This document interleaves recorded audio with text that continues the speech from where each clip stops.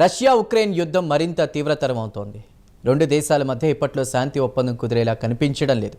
ఈ నేపథ్యంలో రష్యా సేనలకు ధీటుగా బదిలివ్వడానికి ఉక్రెయిన్కు డ్రోన్లు అందించడానికి అనేక దేశాలు ముందుకొస్తున్నాయి. తాజాగా ఉక్రెయిన్కు 1,00,000 డ్రోన్లు అందించాలని బ్రిటన్ నిర్ణయించుకుంది.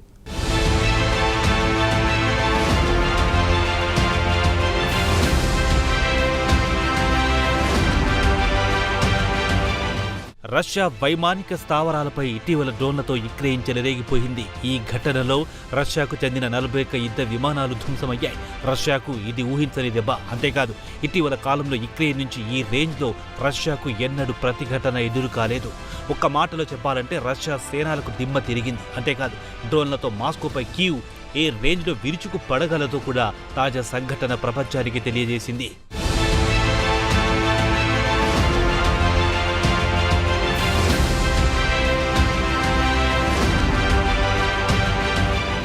కాగా యుక్రెయిన్కు ఆయుధాలు సాయం చేస్తామని బ్రిటన్ గతంలోనూ హామీ ఇచ్చింది. కాగా తాజాగా యుక్రెయిన్కు 1,00,000 డ్రోన్లు అందించడానికి బ్రిటన్ ముందుకొచ్చింది. వచ్చే ఏడాది ఏప్రిల్ నాటికి ఈ 1,00,000 డ్రోన్లు అందుతాయని బ్రిటన్ పేర్కొంది. ఇదిలా ఉంటే ఈ క్షణం వరకు యుక్రెయిన్తో పోలిస్తే రష్యా ఆయుధాల పరంగా మెరుగైన స్థితిలో ఉంది.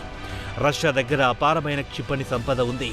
దీనికి తోడు మిత్రదేశమైన ఉత్తర కొరియా ఇటీవల కాలంలో భారీగా ఆయుధాలు, క్షిపణులు, మందుగుండు సామాగ్రి ఇచ్చి రష్యాను ఆదుకుంది. అయితే యుక్రెయిన్ ఆయుధాల పరిస్థితి ఆశాజనకంగా లేదు. యుక్రెయిన్ తీవ్ర ఆయుధాల కొరత ఎదుర్కొంటోంది.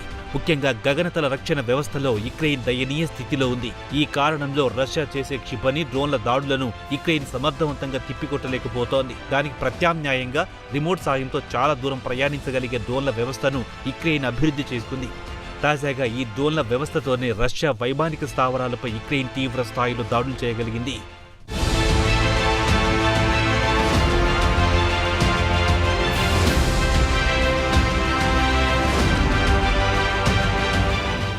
ఆయుధాలు లేకపోవడంతో ఇటీవల యుక్రెయిన్ అనేక పశ్చిమ దేశాలను ఈ విషయంపై సాయం అడిగింది. ప్రధానంగా ఎక్కువ సంఖ్యలో డ్రోన్లు సరఫరా చేయాలని యుక్రెయిన్ కోరింది. దీనికి బ్రిటన్ సహా అనేక పశ్చిమ దేశాలు సానుకూలంగా స్పందించాయి. డ్రోన్లు సహా ఇతర ఆయుధాలు కూడా అందజేస్తున్నాయి. కాగా రష్యాపై దీర్ఘ శ్రేణి ఆయుధాలు ప్రయోగించకుండా యుక్రెయిన్పై గతంలో పశ్చిమ దేశాలు ఆంక్షలు విధించాయి. అయితే ఈ ఆంక్షలను పశ్చిమ దేశాలు ఇటీవల తొలగించాయి. దీంతో రష్యాపై దీర్ఘ శ్రేణి ఆయుధాలు ప్రయోగించడానికి యుక్రెయిన్కు అవకాశం దక్కింది.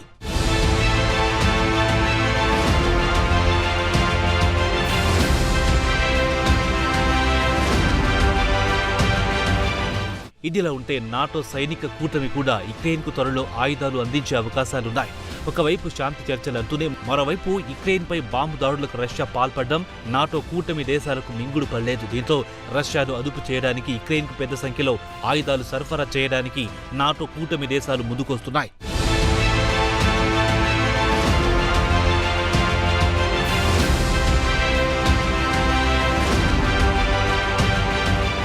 గతంతో పోలిస్తే ఇప్పుడు యుద్ధతంత్రం మారిపోయింది. ఎక్కడ యుద్ధం జరిగినా క్షిపణులు, డ్రోన్లు కీలకంగా మారుతున్నాయి. సదరు క్షిపణులు, డ్రోన్లు ఎవరి దగ్గరుంటాయి ఆయా దేశాలు విజేతలవుతున్నాయి. ప్రధానంగా డ్రోన్లతో చేసే దాడులు ప్రత్యర్థి దేశాలను తీవ్రంగా నష్టపరుస్తున్నాయి. ఇందుకు ఉదాహరణ ఇటీవల రష్యా వైమానిక స్థావరాలపై యుక్రెయిన్ సేనలు జరిపిన దాడులే. యుక్రెయిన్ జరిపిన ఈ దాడే స్పైడర్ వెబ్గా యావత్ ప్రపంచం పాపులర్ అయ్యింది.